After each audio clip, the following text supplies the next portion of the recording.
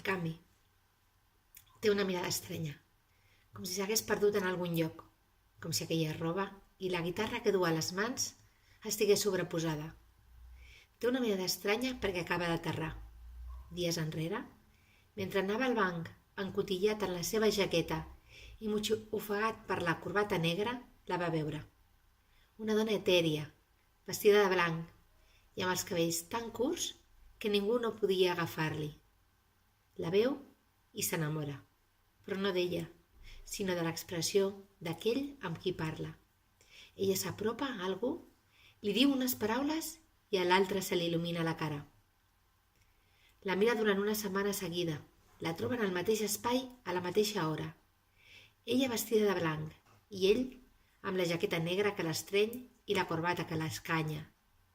Com més la veu, més cansat es sent. La veu a ella a punt de volar i es veu a ell a punt de caure a terra i morir ofegat.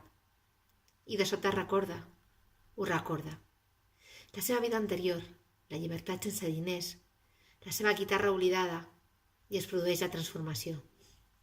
Surt de casa amb uns texans, la guitarra sota el braç i es col·loca just a l'espai que ella creu a cada matí i comença a tocar. La dona passa, se'l mira, és la primera vegada que ho fa. Se li apropa i després de fer-li una besada lleu al coll li diu: ara vas per bon camí. Continua per aquí, no deixis la guitarra, no deixis de tocar.